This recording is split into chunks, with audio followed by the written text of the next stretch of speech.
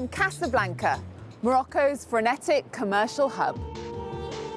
Morocco is often hailed for its stability, its position as a regional leader in women's rights, and for having a rich cultural history. But it's still a largely male-dominated society. I've always made the films I wanted to make, written the stories I wanted to write, and shot them the way I felt like I wanted to do so. Being a female rapper is an exception, and I would love that someday to not be the exception. Je m'impose, je suis libre, je fais ce que j'ai envie de faire. Je ne pense pas que je permettrai à quelqu'un de m'arrêter parce que je suis une femme. We're here to meet three women making space for themselves in film, fashion, and rap music.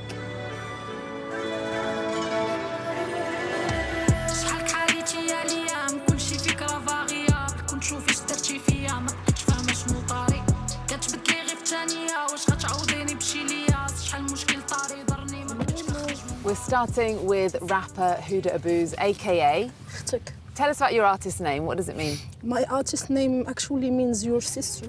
I was like, okay, I need something smart, provocative, and catchy.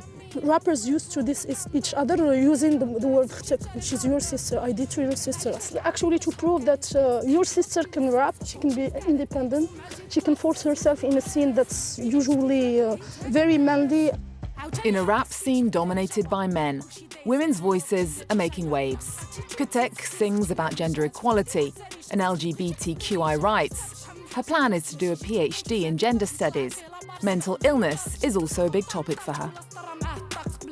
I'm bipolar, so in 2016 I got into a mental institute, the psych ward, and when I went out, I was writing bars, writing lyrics, and I made some friends listen. They were like, it's awesome. So after that, when I started taking meds, working a little bit more on my mental health, I kept on writing, and it kept going and going until now. How big is the rap scene here in Morocco? It's as big as it can get. Now, the most important musical genre is rap. Everyone listens to rap, and it's everywhere. And are there lots of female rappers in Morocco? And female rappers were always present in the scene since hip-hop started. But I think before me arriving to the scene and other artists, it was like women were always in their place. You had rap and female rap. But now I think it's mixing, it's the same thing. I am in features with all the male rappers, and I am with them not because I'm a female rapper, because I can rap. The Moroccan rap scene is very inclusive. Katek flew to fame in 2020 when she collaborated with three Moroccan rap stars, El Grande Toto, Don Big and Dragonov. Their video has been viewed 34 million times on YouTube. So this is cartel vibes. I record a lot of my songs here, and most of the Moroccan rappers, they record their projects, EPs, albums, so it's kind of the QG of Moroccan rappers. This is my G, this is my friend Cartman. Hello. Hello. How are you? Nice to meet you. Good. How are you? Yes. Cartman, he produced my first song, Kick Off. We used to record in my room. Yeah. And we didn't have any material, any recording stuff, so we used only to improvise. Well, let's have a listen to it. Yeah, let's do that. Let's do that, Huda. Let's do the Huda.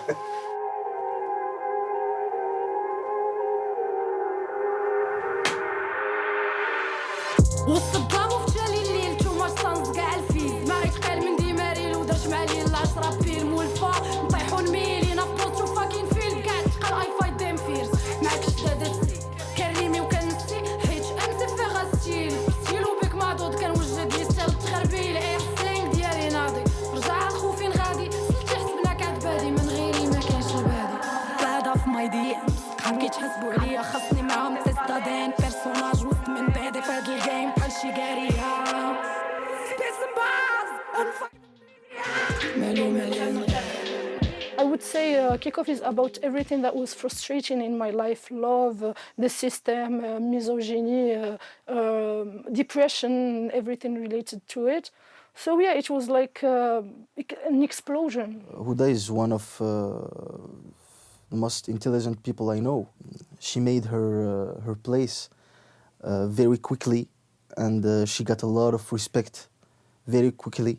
So to be sincere, I want to be in that speech of I am a victim, I am a woman, they wanted to kill me. No, it was easy. Do you feel free to sing about whatever you want, and talk about any subjects that you want? Now I think I have a lot of responsibility and I have a lot of impact, so I can't say anything that comes to my mind. Freedom of speech in Morocco is something blurry that we don't know. It's one way or another.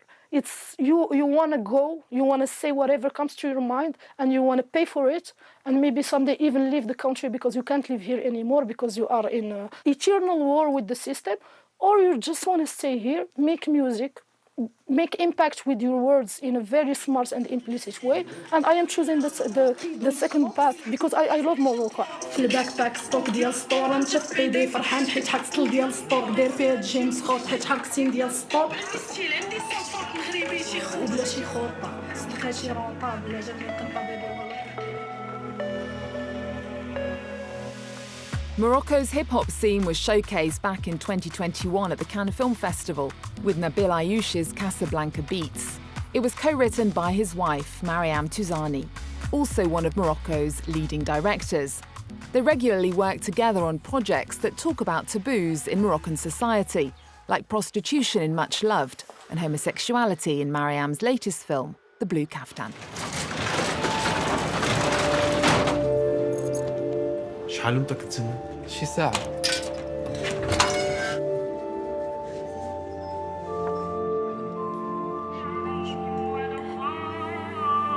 ويدك خفيفة؟ كنخدم فيسع. دابا تشوف. Mariam, you filmed part of your new movie here. Tell us where we are. We're in the Medina of Casablanca, and it's one of the most inspiring places I know. You live here in Casablanca. It's not as well known as other cities like Fez or Marrakesh. Describe the city for people who don't know it. Casablanca is a city that's vibrant, that's big, that can be a little bit overwhelming, but at the same time that is just really, really authentic and that has a very particular energy to it. It's a city that's full of contrasts, and emotionally it's just a roller coaster. It's wonderful.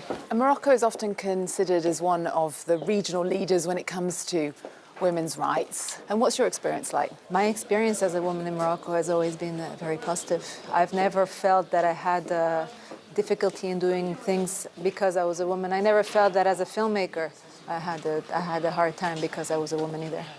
Your work as a director, as a filmmaker, as a screenwriter, as an actress is acclaimed around the world. How is it received here? Because some of the subjects you deal with are quite taboo. I feel very strongly that there is a real desire for debate, that there is a real desire to talk about things that we don't necessarily talk about. And sometimes when a film comes speaking about kind of subjects, that it opened a window for discussion, and that's something that's very beautiful as a filmmaker to feel, that it can contribute to a positive debate. القفطان كيخصو يعيش كتر من ولادو تلبسو بنتها من وراه يصبر للزمان. Blue Kaftan is a beautiful film. Homosexuality is one of the themes of the movie. Why did you want to tell this story? I wanted to talk above all about love. I wanted to talk about love and the freedom to love. The freedom to love who you want to love in the way you want to love them, regardless of where you live in the world. The love between these three beings, Halim, Mina, and Yusuf. And also the love of a craft that's disappearing today, that of traditional handmade kaftans. It's part of our DNA, of our history, and the fact that it's just being forgotten because there is no more place for it in the modern world. Here is something that hurts me and that I also wanted to talk about. You decided to set this film about challenging old ideas in a place that is very traditional, very historic, a Medina, which is in the center of most Moroccan cities. Why did you decide this place? There is something beautiful about tradition. There are certain traditions that are part of who we are, but there are also some traditions that I believe have to be shaken, have to be questioned, and that is also what I wanted to do. And I really do believe that both things can cohabit, the old ways and the new ways. I think there is place for both.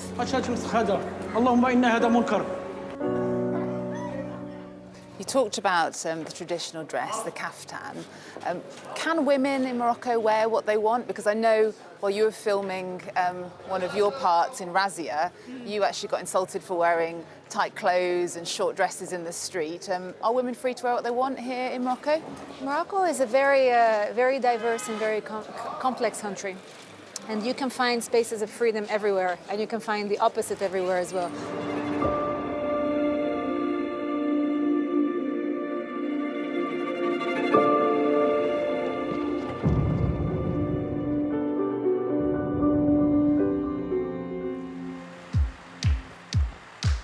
A little up the coast from Casablanca is the ancient port city of Salé. From here hails designer Fadila El Gadi.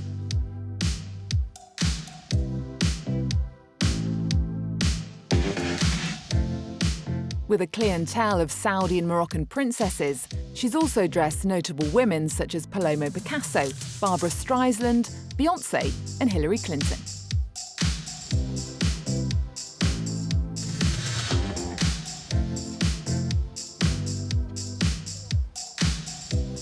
Hello! Elle est parfaite, la tenue, c'est bien.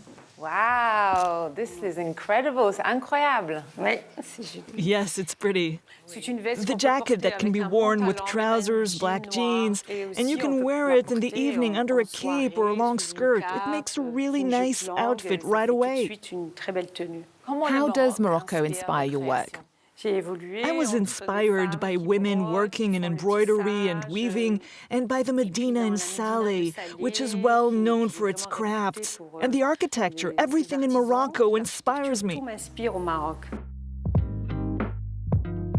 Who are your customers? They come from all over: Africa, the United States, the Middle East, and now a lot are from Morocco. A person who loved Morocco very much and who's known for his role in the emancipation of women is Yves Saint Laurent. Tell us how he influenced you. Saint Laurent is my mentor. I met him in 1999. He was one of the first fashion designers to use Moroccan craftsmanship. We have the same sensitivity. I'm obsessed with sensitivity, and by the need for clothing to be comfortable and to give confidence to women and their beauty.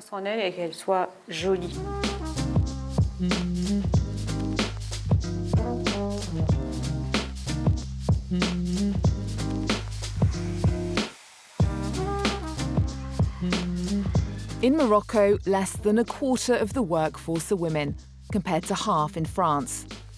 And around 15% of Moroccan businesses have female bosses. In Fadila's workshop, her artisan embroiderers are hard at work.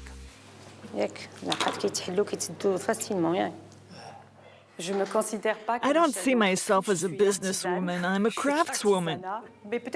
My way of working is to impose myself. I'm free. I do what I want. I don't think I would let anyone stop me because I'm a woman.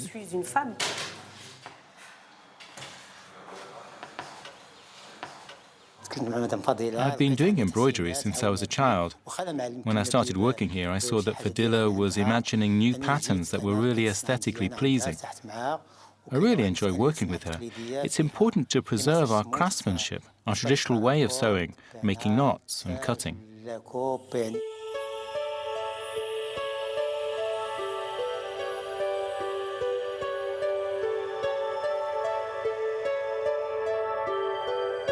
Welcome to my embroidery school in Salé. Fadila's lasting legacy may be the free school she opened in 2016, teaching underprivileged children the dying art of embroidery.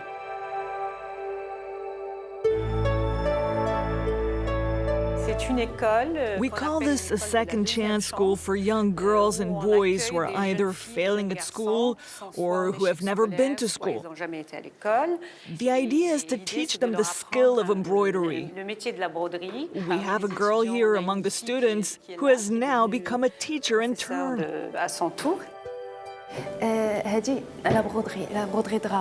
This is Rabati embroidery. I come from the countryside. I came from there to this school and spent 3 years here learning lots of things. We are trying to preserve our heritage and culture, which are under threat. We're working with glitter right now. I'm teaching Amin to tie the knot. Amin, do as I taught you so that we can see it properly. As you can see, embroidery is at the heart of what we do here. There are also other courses available. I have my breakfast here when I come in the morning, and then we work. For example, on sewing technique, beading, rabat embroidery, and fassi embroidery. In the afternoons, we have classes in French, maths, drawing, computer science, and Arabic. I dream of becoming a famous embroiderer one day. Women in Morocco decide things. They take things in hand. I believe Morocco can only progress with its women. 3 female pioneers, using their art to protect and celebrate their heritage, while at the same time creating constructive conversations about subjects sometimes considered sensitive in their kingdom.